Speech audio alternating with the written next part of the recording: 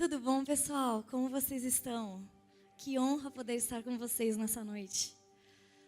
Como o pastor falou, meu nome é Ana Duarte. Nossa, minha vida é muito chata, muito difícil. Eu sou missionária em Florianópolis. Bem chato, né? Nossa, horrível. Tem pessoas que o Senhor chama para ir para a Sibéria, para ir para Afeganistão. A mim, o Senhor me chamou para Floripa, para uma ilha, para praia. Não, brincadeira, quase não vejo praia. A brancura aqui é de verdade. Mas fazem 5 anos que eu faço parte de uma casa de oração. Então, eu sou missionária numa igreja que chama Florianópolis House of Prayer, que quer dizer Casa de Oração em Florianópolis. Simplesmente decidimos ser chiques e colocar o nome em inglês. Não tem nenhum mistério. E parte do que nós queremos fazer, ou do chamado que nós sentimos que o Senhor tem para nós, é ajudar as pessoas a conhecerem mais de quem Ele é, do seu amor, da sua verdade, através de oração, através do ensino, através da palavra.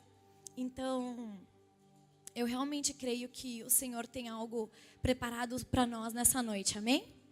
Então, eu vou trazer um pouquinho daquilo que nós carregamos lá, um pouquinho do que nós construímos lá. E eu realmente espero que o Senhor traga a sua palavra, que Ele realmente se mova e que o Espírito Santo tenha toda a liberdade. Então, eu queria começar fazendo uma oração, pode ser? Então, onde você está, feche os seus olhos. Espírito Santo, nós chamamos.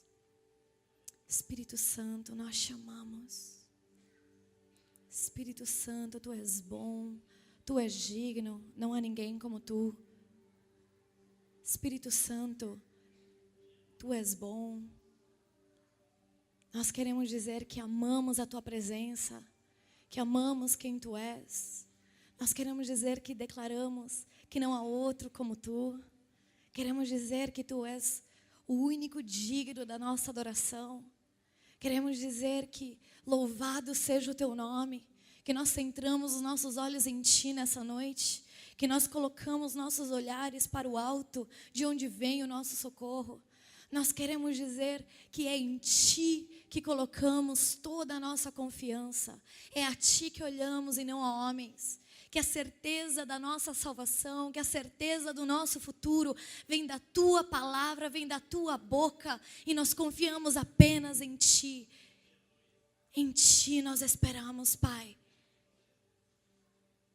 É a Tua palavra que procuramos ouvir nessa noite. Então eu te peço que a Tua palavra corra rapidamente.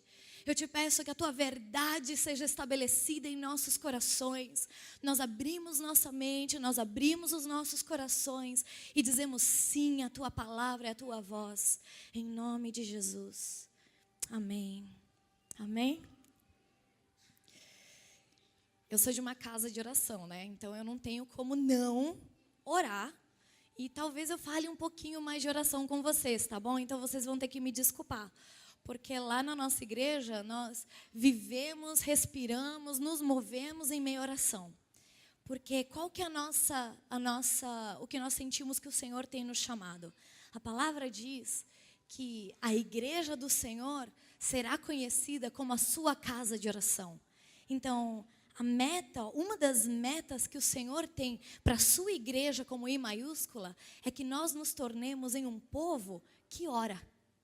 E não que apenas ore antes do almoço, antes de dormir, quando bate aquele medinho, quando você quase bateu o teu carro no trânsito, mas muito pelo contrário, que nós vivamos essa realidade do orar sem cessar, que a oração se transforme no nosso dia a dia. Então, como casa de oração, como igreja, a F-Hop, nós fazemos treinamentos, que a Pri participou de uma das escolas, nós fazemos conferências, em que o Marcos e a Pri vieram. Nós fazemos todo tipo de meios para que o ensino sobre oração, sobre intimidade, sobre a palavra do Senhor, possa alcançar o Brasil inteiro. Então, é muito legal. Eu posso falar horas e horas e horas sobre o meu trabalho, então eu vou parar por aqui, porque, vamos entrar na palavra. Mateus 5, se você estiver com a sua Bíblia, eu quero te convidar a abrir. Se você estiver com o seu celular, eu te convido a abrir no seu celular também. Fique à vontade. Mas eu gostaria que você abrisse comigo, então. Mateus 5, do versículo 13 ao 15 agora. Acharam? Eu vou ler aí. Vós sois o sal da terra, mas se o sal perder as suas qualidades, como restaurá-lo? Para nada mais presta, senão para ser jogado fora e pisado pelos homens. Vós sois a luz do mundo. Não se pode esconder uma cidade situada sobre um monte, nem os que acendem uma candeia a colocam debaixo de um cesto, mas no velador, e assim ilumina a todos que estão na casa.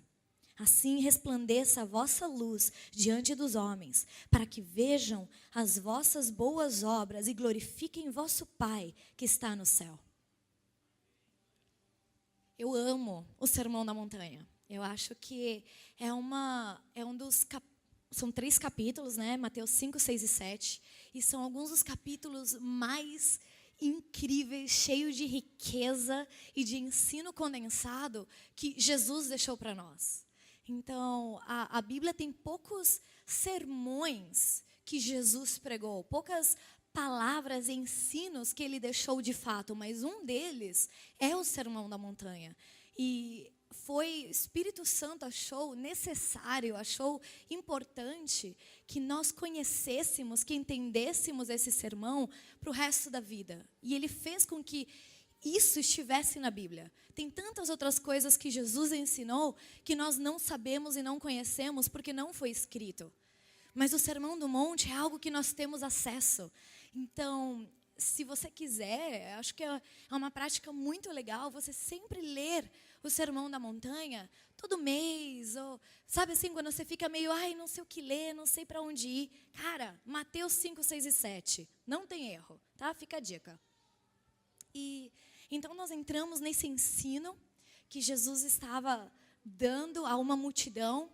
E nós vemos no começo do capítulo 5, que ele fala sobre as bem-aventuranças, ele fala sobre 8 características do coração de um cristão, que podem torná-lo mais vivo, 8 características que podem fazer com que ele se pareça mais com Cristo, 8 características que falam sobre esse processo de caminhada cristã. Então, ele fala sobre humildade, ele fala sobre mansidão, ele fala sobre aqueles que choram, ele fala sobre aqueles que pranteiam. E, enfim, ele nos ensina um pouquinho sobre um estilo de vida. E ele continua, depois dessas bem-aventuranças, e ele parece que quebra o que ele está explicando, o que ele está contando, e ele entra, e ele começa a falar sobre ser sal, sobre ser luz. O que significa ser sal? Vamos comigo, nesse versículo 13. Ele diz, vocês são o sal da terra. O que significa isso? O sal era um conservante. Então, na antiguidade, na época de Jesus, o sal era usado como algo para preservar o alimento. Então, eles não tinham geladeira, eles não tinham forma de refrigeração. Então, eles pegavam as peças de alimento e salgavam para que elas pudessem durar mais tempo. Então, após Jesus ter falado sobre certos costumes, certas práticas, um estilo de vida específico, que são as bem-aventuranças, ele olha para aquela multidão e diz, e vocês, vivendo tudo isso, vão se tornar o sal desse mundo. O que isso significa? Vocês, vivendo as verdades da palavra, vão se tornar aquilo que vai preservar o mundo da corrupção. Quem sabe aqui que nós estamos no mundo caído? As coisas não estão bem, certo? Olha a nossa política, olha tudo que tem acontecido, olha os índices de corrupção, olha a maldade, olha, enfim, eu não preciso contar isso para vocês, vocês entendem, sabem do que eu estou falando. E Jesus diz, as coisas não estão bem. E elas não estarão bem até que eu volte. Aquele dia onde Ele vai rasgar os céus. A palavra diz em Mateus 24, e que Ele vai atravessar o céu como um raio, e que todo olho verá, e todo joelho se dobrará. Mas até que esse dia chegue, é o nosso trabalho como igreja ser sal. É nosso trabalho como igreja viver de uma forma diferente. É nosso trabalho como igreja ser essa voz que vai ter uma resposta diferente ao que o mundo diz. Ter uma visão diferente ao que o mundo prega. Nós somos aqueles que, através do Espírito Santo, através do ensino da palavra, podemos ensinar ao mundo que há um caminho melhor, que há algo diferente, que há esperança. Romanos 15:13 diz que o Deus da esperança vos encha de toda alegria e paz pelo transbordar dele através do seu Espírito. É pelo Espírito Santo dele que nós vamos ser esse povo alegre. É pelo Espírito Santo dele que nós temos esperança. Porque eu não sei você, mas a crise também me afetou. Eu não sei você, mas o fato de estarmos num mundo caído afetou a minha família. E em coisas básicas, como a minha mãe teve câncer 2 anos atrás. E isso é resultado de um mundo em trevas. Estão comigo? Se o mundo não tivesse em meio a pecado, tudo estaria lindo, tudo seria belo. Mas nós vivemos num mundo completamente jogado a trevas. E por isso a maldade, por isso a doença, por isso há necessidade de trazer o reino dele à terra. E como nós trazemos esse reino? Sendo sal. Só que ele não para por aí. Não é apenas um agente preservador, ou seja, aqueles que falam de esperança. Ele começa a dizer que nós somos, o que continua dizendo o versículo? Versículo 13, lê comigo. Perdão, versículo 14. Vocês são o quê? A luz do mundo. Eu amo essa analogia. Pensa comigo. Quando tem escuridão, quando bate aquele medinho, quando você era criança. Lembra quando você era bem pequenininho, 4, 5 aninhos. E você entrava num quarto escuro e batia aquele frio na barriga. Era só eu ou vocês também tinham isso? E batia aquele frio na barriga, aquele breu horrível.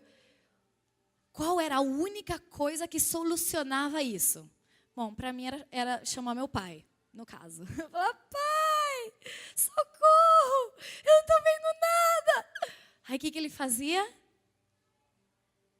Ele acendia a luz.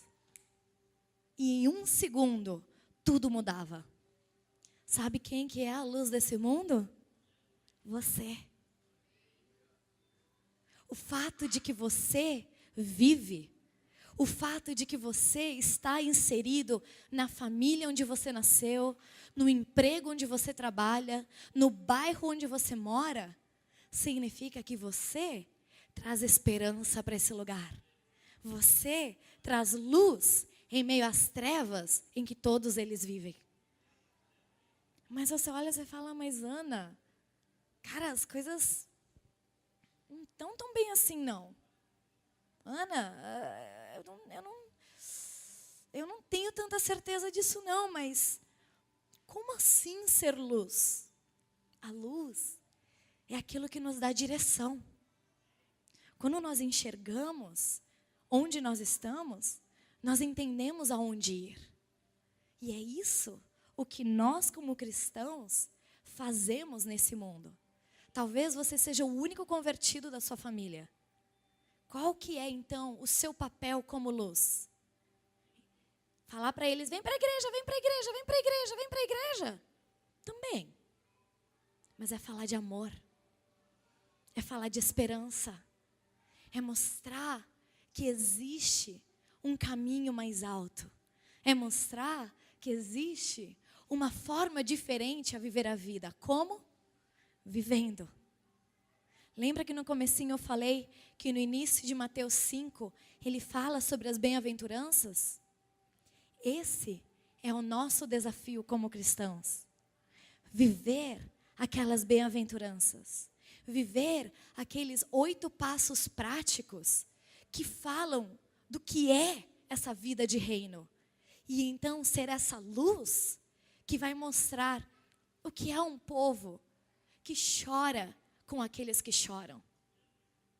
Sabe, um povo que é empático, um povo que sente a dor do outro, que não passa batido e olha e fala, meu, supera. Mas que olha no olho e que fala, cara, eu sinto muito que você está passando por isso. Que dá um abraço. Eu estava conversando com a Priscila antes e ela estava falando que no trabalho dela, no serviço dela, chegou uma... Estou usando a tua história, Pri, desculpa, vou usar a tua história. Pode ser? Beleza. E ela falou que ontem ela estava já no final do expediente dela e que chegou uma cliente para fazer o cabelo e que a mulher tinha acabado de perder o marido dela fazia 1 mês e meio. E que a mulher chorou, chorou, chorou, que ela carregava até fotos dele com ela. Qual que é o nosso papel? Chorar junto. Ser esse consolo.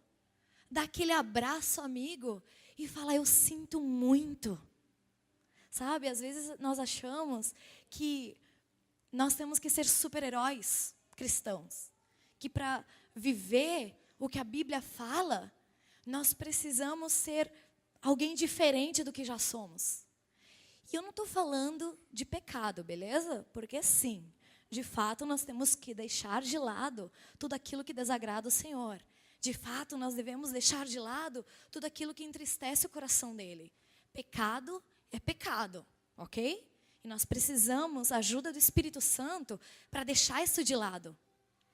Porém, viver essa vida cristã, viver essas bem-aventuranças, não é esse bicho de 7 cabeças que às vezes nós achamos. É simplesmente, muitas vezes vai ser um abraço. Muitas vezes vai ser um pedaço de pão. Muitas vezes vai ser prestar o teu ouvido a alguém. Muitas vezes vai ser dizer, cara, não desiste. E é isso que as bem-aventuranças falam. Vamos dar uma olhadinha nelas? Vamos lá, então, no comecinho do capítulo 5. No versículo 3. Ele diz, bem-aventurados os pobres em espírito, pois deles é o reino do céu.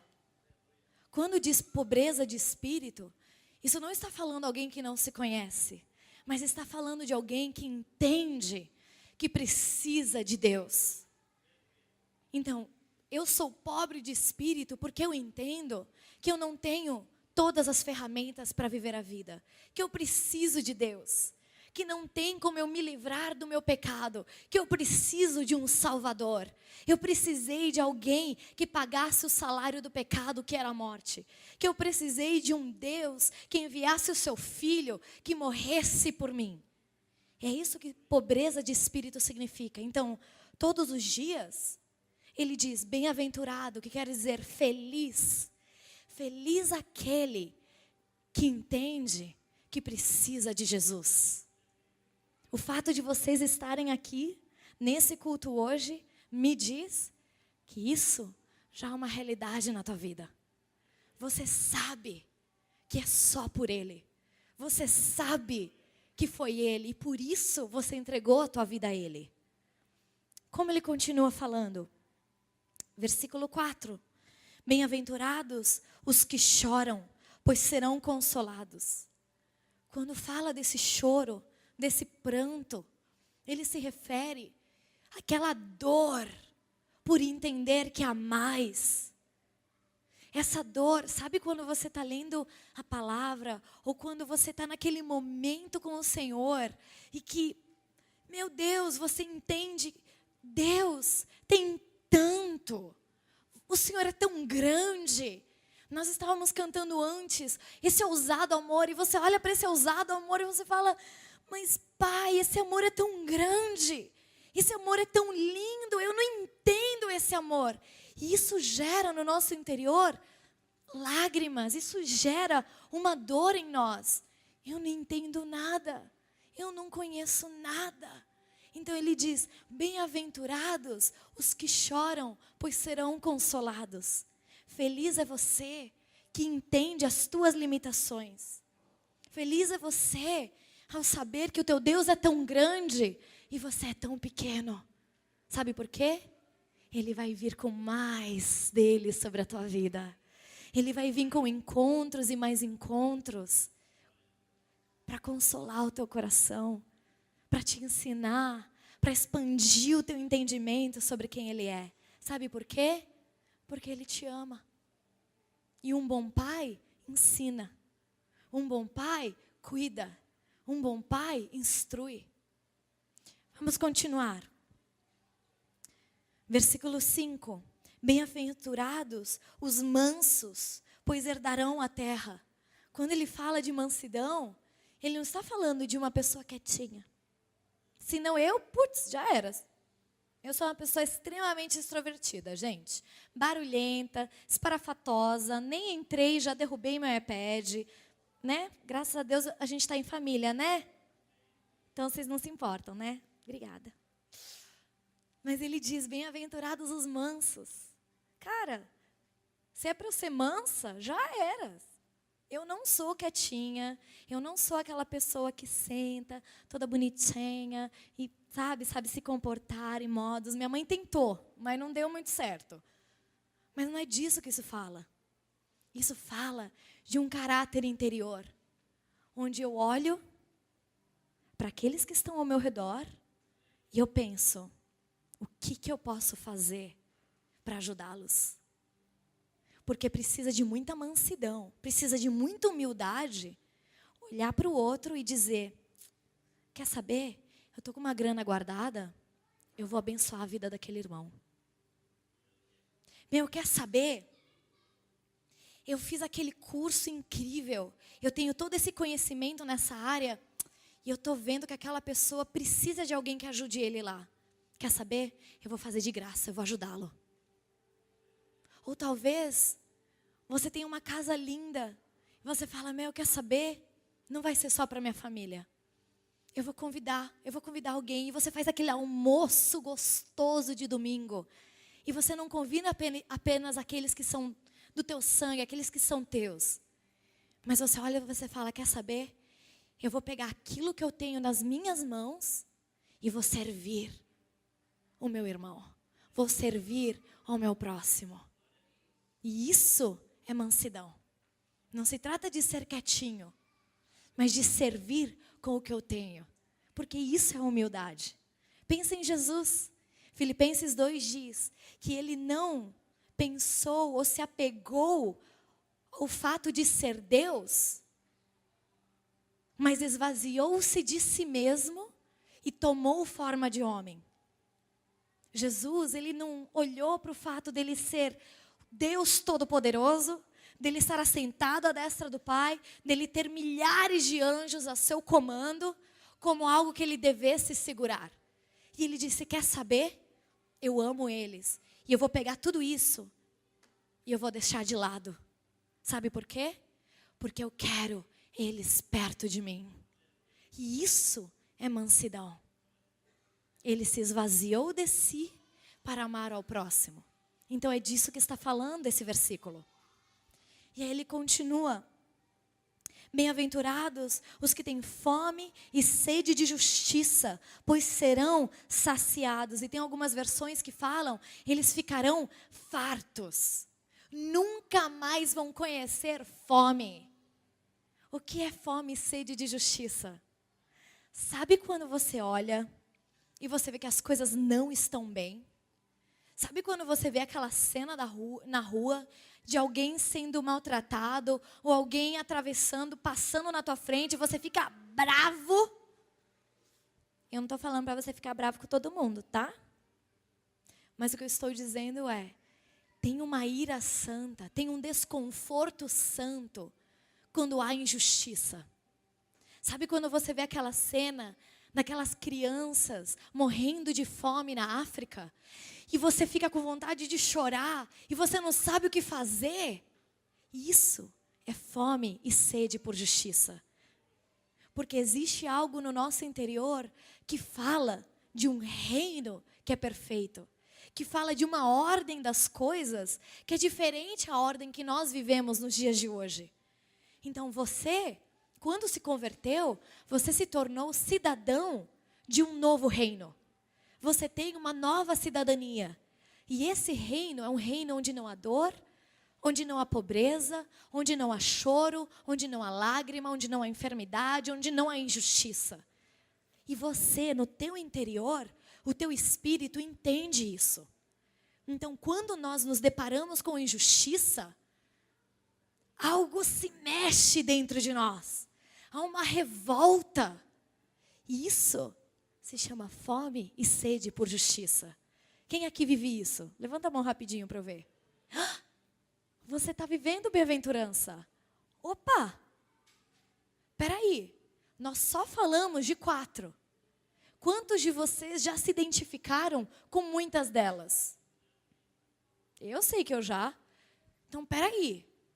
Então, essa coisa aqui de ser sal e luz, não é tão difícil assim.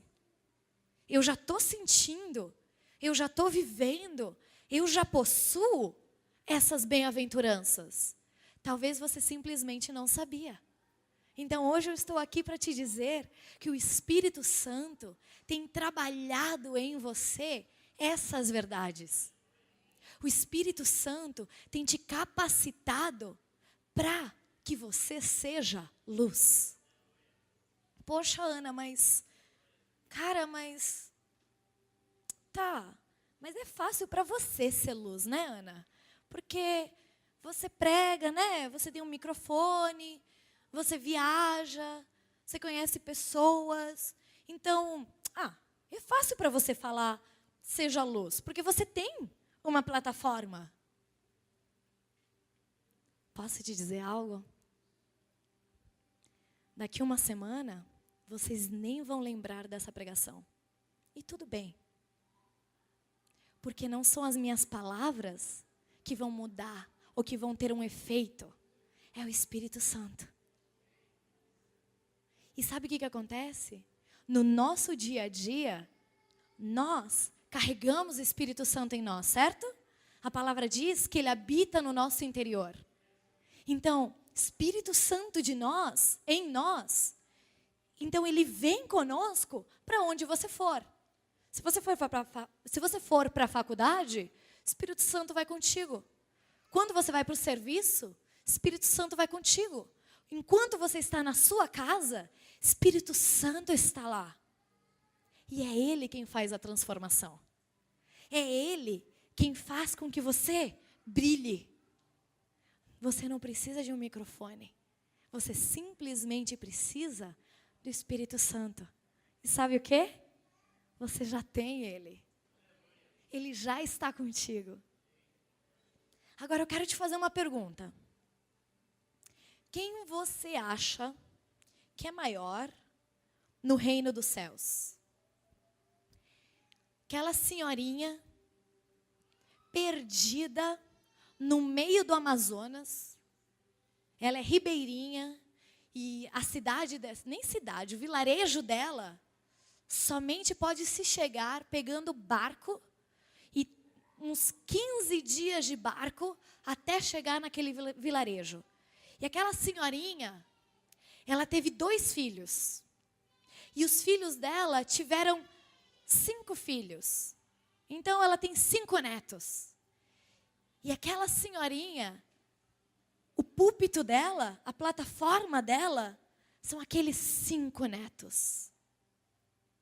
Quem é maior? Ela? Ou Billy Graham? Ou um daqueles pregadores famosos que fazem cruzadas e que milhares e milhares e milhares de pessoas conhecem? Quem é maior nos olhos dos céus? Você sabe me dizer? São homens de Deus, certo? Que levaram milhares de pessoas a Cristo. E aquela vovozinha levou 5. Quem é maior? Vamos abrir comigo. Lucas 22.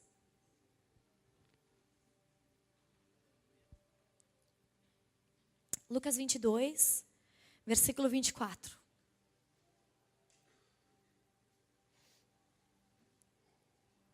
Eu espero. Lucas 22, versículo 24. E surgiu também uma discussão entre eles sobre qual deles parecia ser o maior.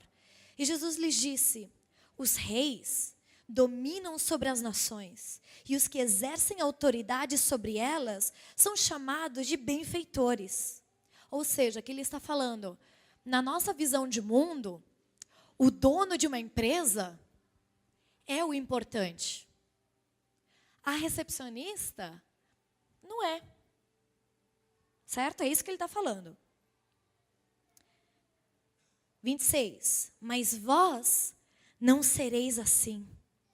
Ao contrário, o maior entre vós seja como o menor, e quem governa como quem serve. Pois quem é o maior?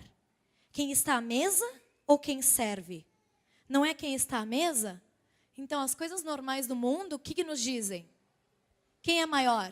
O CEO, o presidente da empresa, ou a pessoa que trabalha na recepção? O CEO, né? O chefão, o boss. Só que Jesus aqui, ele está dizendo algo diferente. Não é quem está sentado à mesa. Não é quem tem todo o poder, todo o dinheiro, toda a fama. Todos os seguidores de Instagram, todos os microfones, toda a atenção, todos os holofotes. Ele diz o quê? Mas os que servem. Eu, porém, estou entre vós como quem serve. Diz versículo 27.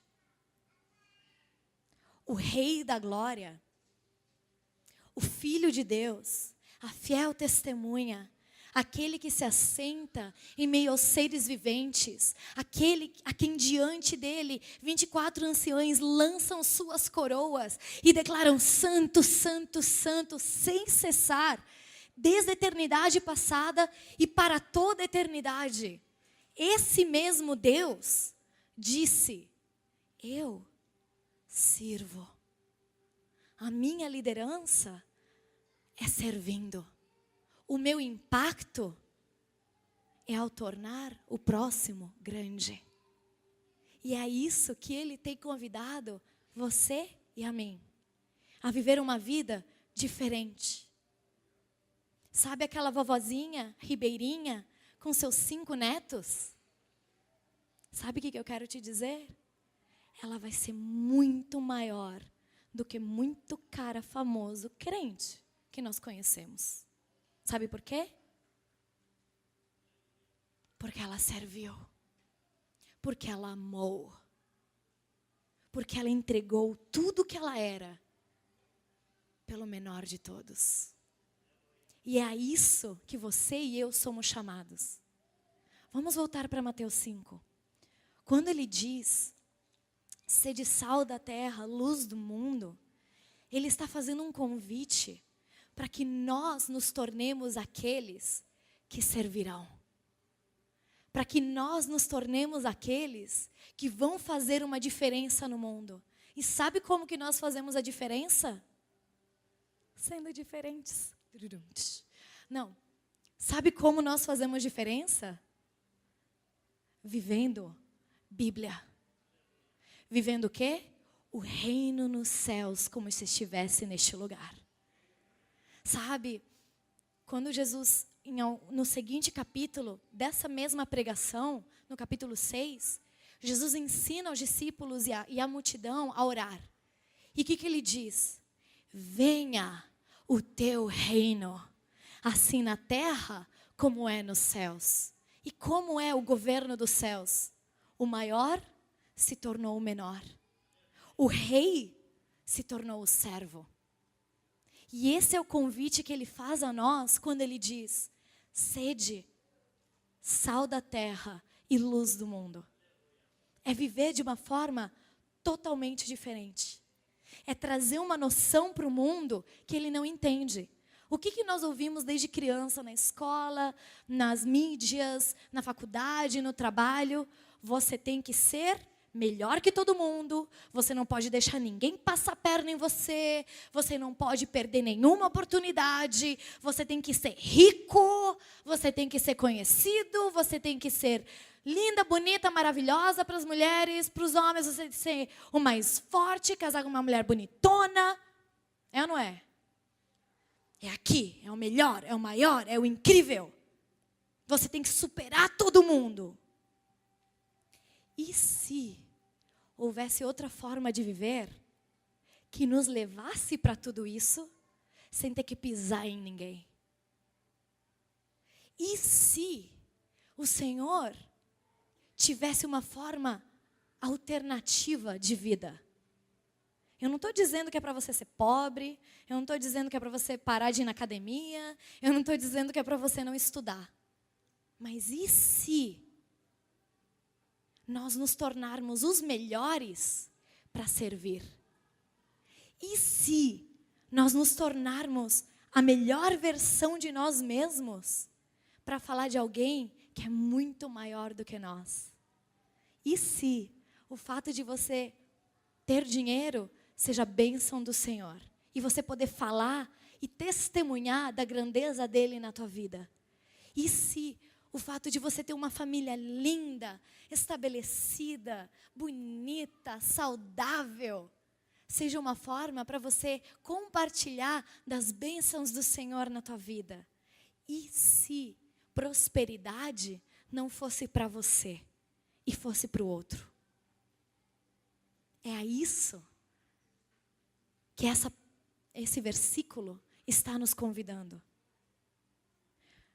Ele termina falando, no versículo 16 ele diz: assim resplandeça a vossa luz diante dos homens, para que sejam as vossas boas obras e glorifiquem vosso Pai que está nos céus.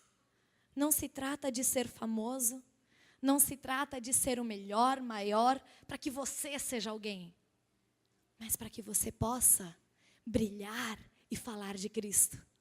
Para que você também possa viver Filipenses 2, esvaziar-se de si mesmo e tomar forma de servo para exaltar o próximo.